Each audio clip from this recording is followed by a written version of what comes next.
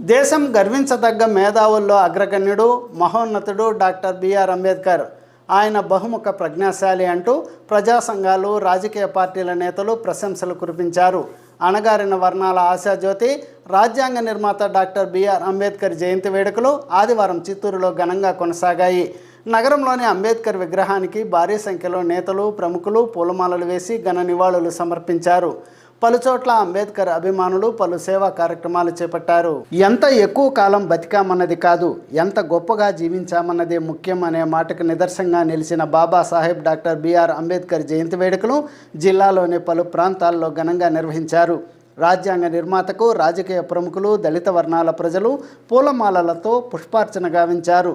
దళిత వర్ణాలకు ఆయన చేసిన కృషిని గుర్తు చేస్తూ భావితరాలు అంబేద్కర్ను ఆదర్శంగా తీసుకోవాలని పలువురు సూచించారు.